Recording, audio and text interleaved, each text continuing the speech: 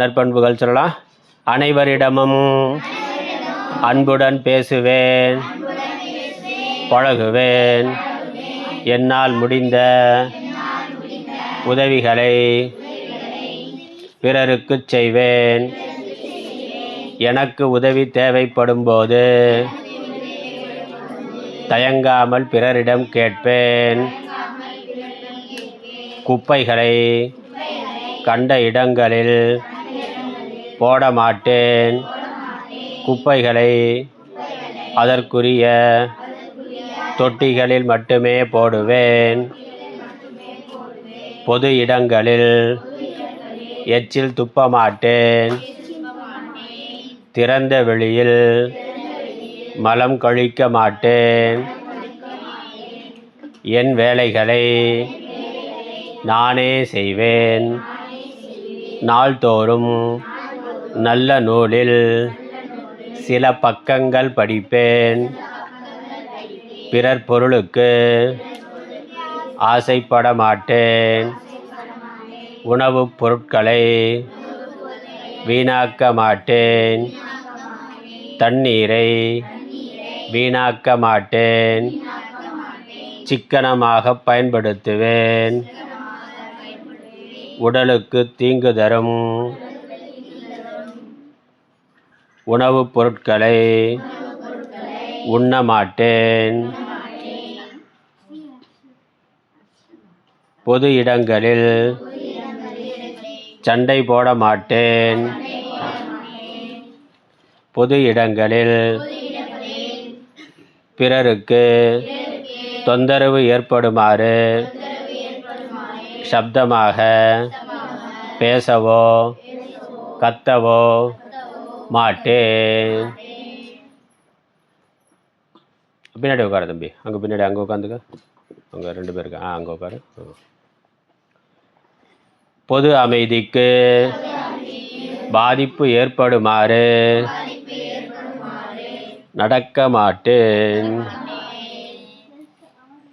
இன்றைய நற்பண்புகள் நான் சொல்கிறேன், திரும்ப சொல்லடா, அப்புறம் எழுதலாம். 15, 16, 17 இன்றைக்கானது.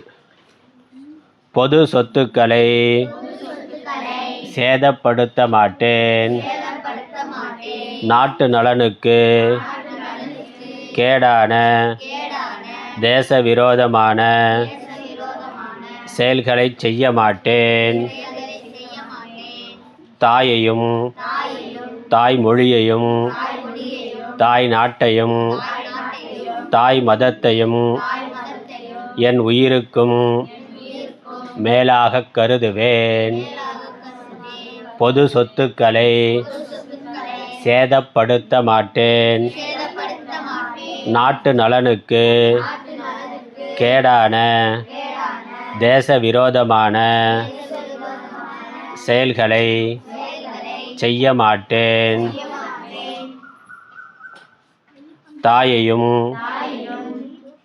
தாய் மொழியையும் தாய் நாட்டையும் தாய் மதத்தையும்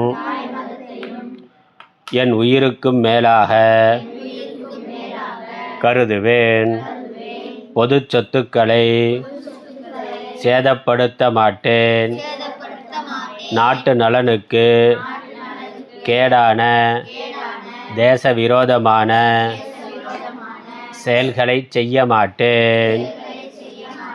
தாயையும் தாய் மொழியையும் தாய் நாட்டையும் தாய் மதத்தையும் என் உயிருக்கும் மேலாக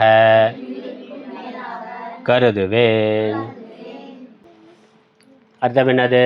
பொது சொத்துக்களை சேதப்படுத்த மாட்டேன். பொது சொத்துனா எதெல்லாம் பொது சொத்து? சொத்து அப்படின்னாக்கா நம்மள்கிட்ட இருக்கிறது, நம்மளுடைய உடைமைக்கெல்லாம் சொத்துன்னு பேர். அதானே? நம்முடையது என்று நமக்குன்னு உரிமையாக இருக்கிறத சொத்துன்னு சொல்கிறோம் தானே? நம்மள்கிட்ட இருக்க பேனா, பென்சிலு, ட்ரெஸ்ஸு, செருப்பு, வாட்சு, அப்புறம் நம்ம வச்சுருக்க விளையாட்டு பொருள்கள், வீட்டில் அம்மா அப்பா நமக்குன்னு வாங்கி கொடுத்தது, அப்புறம் நம்ம வீட்டில் இருக்க எல்லாமே நம்ம சொத்து தானே. நமக்கு பயன்படுத்துகிறதெல்லாம் அம்மா அப்பா வச்சுருந்தாலும் நம்ம வீடில் இருந்து எல்லாமே நம்ம சொத்து தான். அப்படி தானே? நம்ம அம்மா அப்பாவும் நம்ம சொத்து தான். அப்புறம் நம்ம வீடு, என்னெல்லாம் இருக்கோ நமக்குன்னு உரிமையாக நம்ம பயன்படுத்துறதுக்குன்னு எது இருக்கோ அதெல்லாம் நம்முடைய சொத்து. அதே மாதிரி பொது சொத்துங்கிறது நம்முடைய சொத்து தான். நம்ம வரி பணத்தில் இருந்தானே பொது சொத்தை உருவாக்குறாங்க. இதெல்லாம் பொது சொத்து. பஸ்ஸில் போகிறோம், கவர்மெண்ட் பஸ்ஸு போகுதுல்ல, கவர்மெண்ட் பஸ் யாருது? பொது சொத்து, நம்ம நாட்டுக்கே உரிமையானது. ட்ரெயினில் போகிறோம், ட்ரெயின் வந்து யாருது? பொது சொத்து தானே, அரசாங்கத்துக்கு உரிமையானது. அரசாங்கம்ங்கிறது நம்ம கொடுக்குற வரி பணத்தினால நடக்கக்கூடியது. அதனால் அதுவும் நம்ம சொத்து மாதிரி தான்.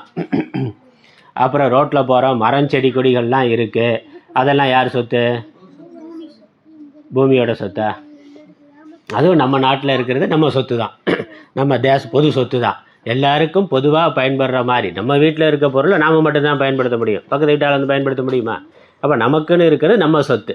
ஆனால் எல்லாரும் 10 பேர் நாட்டில் ஊரில் இருக்கக்கூடிய எல்லாருக்கும் பொதுவாக இருக்கக்கூடியது. போகிறோம், பார்க் இருக்குது, பார்க் வச்சுருக்காங்கல்ல, அப்போ பொது அரசாங்கத்தோட பார்க் இருக்குது, மரம் செடிகள் இருக்குது, ஊஞ்சல் வச்சுருக்காங்க, அங்கே விளையாடுறதுக்கு சறுக்கெல்லாம் வைக்கிறாங்க இருக்குது. அப்புறம் மரம் செடி கொடிகள்லாம் இருக்குது. அது இயற்கையாக பூமியில் வந்தாலும் அது கடவுள் நமக்காக கொடுத்துருக்கிற சொத்து.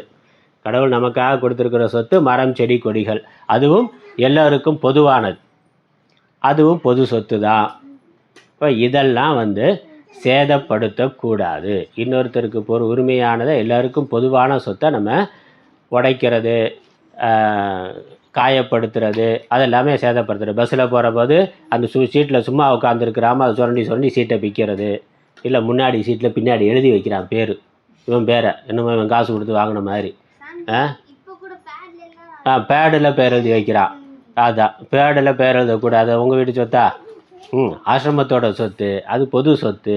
இந்த வாரம் நீ பயன்படுத்துகிற, அடுத்த வாரம் இன்னொருத்தர் பயன்படுத்துவார். இப்போ அதில் பேர் எழுதி வைக்கக்கூடாது. அதில் இருக்க ஸ்டிக்கரை அதான் சேதப்படுத்துறது. ஸ்டிக்கரை கிழிக்கக்கூடாது, பேடை உடைக்கக்கூடாது. அதெல்லாம் பொது சொத்து தானே. அதான் ஏதோ ஒரு கிறுக்கு பேரை கிறுக்கி வச்சுருக்கு. ரைட்டா? நான் ஆசிரமத்தோட சொத்தில் ஓம் பேர் எப்படி எழுதுவேன்? ஓன் நெத்தியில் என் பேரை நான் எழுத முடியுமா? ஓன் நெத்தியில் ஓம் பேரை வேணால் நீ எழுதிக்கலாம். பச்சை குத்துறாங்கல்ல, அப்படி குத்திக்கலாம். என் பேரை உன் கையில் பச்சை குத்த முடியுமா? முடியாதுல்ல. அதனால் அதே மாதிரி இதெல்லாம் பொது சொத்து. அதனால் பஸ்ஸில் போகிற போது, ட்ரெயினில் போகிற பொழுது அங்கே பேர் எழுதி வைக்கிறது, மரத்தில் பேர் எழுதி, எங்கேயாவது சுற்றுலாத்தலத்துக்கு போனாக்கா அங்கே போய் மரத்தில் வந்து ஊட்டி கொடைக்கானல் போனால் அங்கே மரத்தில் பேர் எழுதி வைக்கிறான். இன்னும் உங்கள் தாத்தா வச்ச மரம் மாதிரி. உங்கள் தாத்தா அங்கே கொண்டு வச்சார் அதை.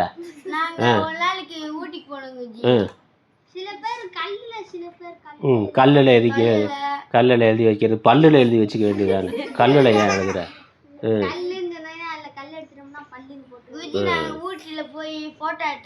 ஃபோட்டோ எடுக்கிறது எடுக்கலாம், அதனால் அங்கே போய் பேர் எழுதக்கூடாது. ரைட்டா? அதனால் அதெல்லாம் பொது சொத்துக்கு சேதப்படுத்துறது அதானே. ரோட்டில் போகிற போது மரத்தை உடைக்கிறது, அதெல்லாம் பொது சொத்து தான். அப்போ மரத்தை உடைக்கிறது, அந்த இலையை கிள்றது, அது எல்லாமே நம்ம எதுவும் அதுக்கு நமக்கு உரிமை இல்லை. எல்லாருக்கும் பொதுவானது, அதை வீண் பண்ணக்கூடாது. அதனால் அது எதுவும் சேதப்படுத்துதல் கூடாது. எந்த பொது சொத்தையும் யாரும் பார்க்கலை அப்படின்னு சொல்லி அதில் கல் எடுத்து அடிக்கிறது, இல்லை வேறு ஏதாவது கிறுக்கி வைக்கிறது, உடைக்கிறது எதுவும் பண்ணக்கூடாது. எல்லாமே நம்ம வரி பணத்தில் இருந்தால் போகுது. நம்ம அம்மா அப்பா கஷ்டப்பட்டு சம்பாதிச்சு அவங்க வருமானத்தில் ஒரு பகுதியை வரியாக அரசாங்கத்துக்கு கொடுக்குறாங்க. அரசாங்கம் அதிலிருந்து தான் வாங்கி வைக்குது. அப்புறம் அது உடஞ்சதுன்னா என்னாச்சு? இப்போ ரோட்டில் எல்லாம் சில திருப்பங்களில் ஒரு அழகாக இது மாதிரி வச்சுருக்காங்க, கண்ணாடி வச்சுருக்காங்கல்ல, அந்த பக்கம் வர பஸ்ஸு தெரியறதுக்கு இப்படி குவிய அடியாக வச்சுருக்காங்க. கண்ணாடி இருக்குது, டேனிங்லாம் வச்சுருக்காங்கல்ல.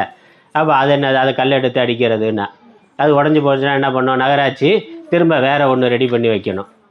இல்லை அது உடஞ்சி போய் இன்னொன்று ரெடி பண்ணி வைக்கிற வரைக்கும் எதுக்கு அப்படி அந்த பக்கம் வரக்கூடிய காரு பஸ்ஸு வளைவில் தெரியாது, அப்புறம் முட்டிக்குவாங்க, விபத்து நடக்கும். அப்படி விபத்து நடக்கக்கூடாதுன்னு தான் அரசாங்கம் ஒரு பொதுவாக ஒரு ஏற்பாடு, பொது இடத்துல ஒரு கண்ணாடி, அந்த வளைவுகளில் கண்ணாடி வச்சுருக்காங்க. குவியாடியாக தூரத்தில் வர்றது அங்கே சின்னதாக தெரியும்னு வச்சுருக்காங்க.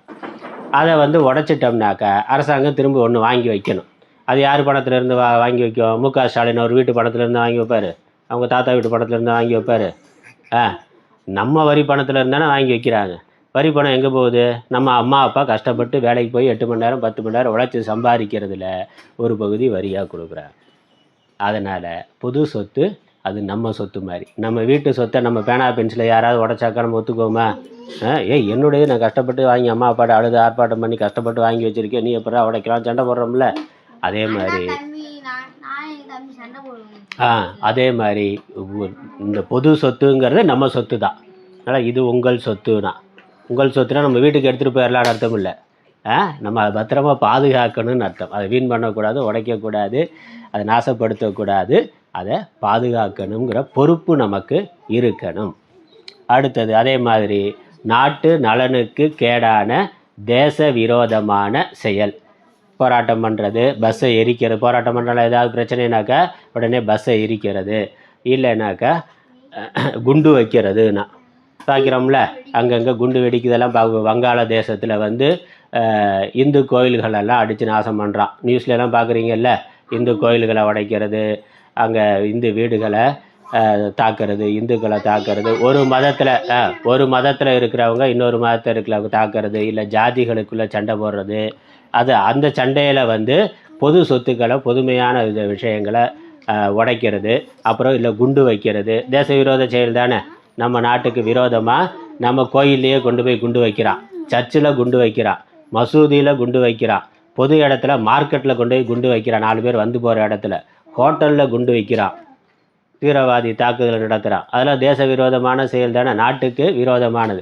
இல்லை இன்னொரு நாட்டில் இருக்கிறவங்கள்ட்ட லஞ்சம் வாங்கிட்டு நம்ம நாட்டு ரகசியங்கள்லாம் அங்கே கொடுக்குறான், விற்கிறான், அதெல்லாம் பண்ணுறோம்ல, அதெல்லாம் தேச விரோதமான செயல். நம்ம நாடு ரொம்ப பழமையான நாடு, பாரத நாடு பழம்பெரும் நாடு. பாரதியார் சொல்லியிருக்காரு, ஏற்கனவே பார்த்துருக்கோம்ல. பாரத நாடு பழம்பெரும் நாடு, நீர் அதன் புதல்வர் இந்நினைவகற்றாதீர் அப்படின்னு யார் சொன்னது? பாரதியார், மகாகவி பாரதியார் பாடியிருக்கிறார். சொல்லாமல் இருக்க, பாரத நாடு பழம்பெரும் நாடு, நீர் அதன் புதல்வர் இந்நினைவகற்றாதீர்.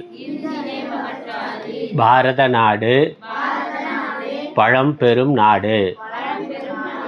பழம்பெரும் நாடுன்னு என்னது? பழம் வாங்குகிற நாடா? பழம்னா பழையன்னு அர்த்தம். ரொம்ப அமெரிக்காவெலாம் இப்போ கொஞ்சம் பல வருஷம், ஒரு 500 வருஷத்துக்கு முன்னாடி தோன்றுனது தான்.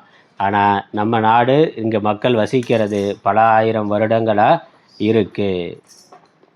கருதுவேன் புள்ளியை காணாம்.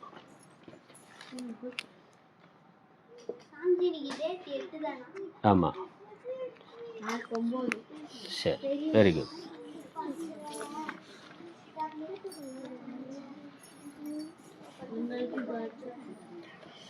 அதனால் நம்ம நாடு ரொம்ப பழமையான நாடு, பாரம்பரியம் மிக்க நாடு. நம்ம பாரம்பரியத்துக்கு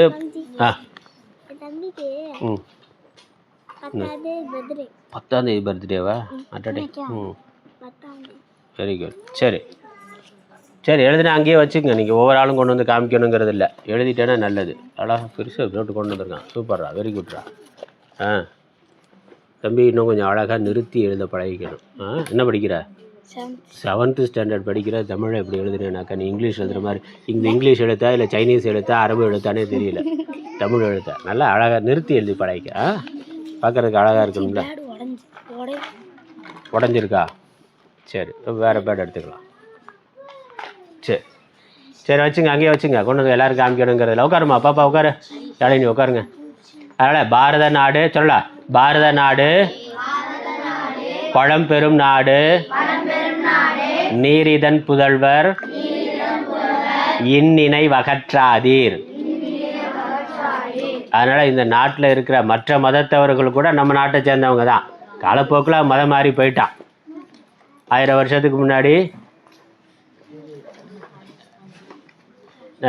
இஸ்லாம் மதம் இல்லை, 2000 வருஷத்துக்கு முன்னாடி கிறிஸ்தவ மதம் இல்லை. அப்படி தானே? இயேசு கிறிஸ்து பிறந்து 2000 வருஷம் தானே ஆகுது. இப்போ அதுக்கு முன்னாடி அந்த மதம் கிடையாது.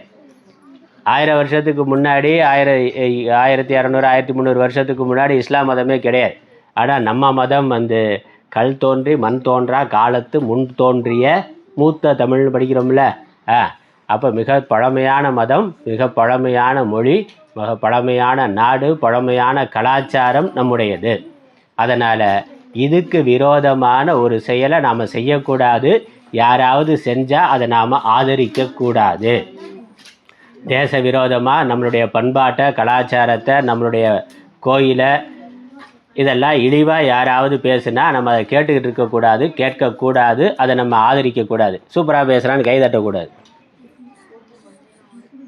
ஏன்னா டிவிலெலாம் பார்த்தாக்கா டிவியில் யூடியூப்லலாம் பார்த்தாக்கா கண்ணா பின்னான்னு அவன் வாய்க்கு வந்ததை பேசுகிறான். வெளிநாட்டுக்காரன்ட்ட பணம் வாங்கிட்டு இல்லை அவனுடைய மதத்தின் மேலே இருக்க அபிமானத்தினால நம்மளுடைய நாட்டு மேலேயோ நம்மளுடைய மதத்து மேலேயோ இழிவாக பேசுகிறார்கள். தேசத்துக்கு விரோதமான செயல்களெல்லாம் நிறையா செய்கிறார்கள். அதெல்லாம் நம்ம ஆதரிக்க கூடாது. அதில் நாம் ஈடுபடக்கூடாது.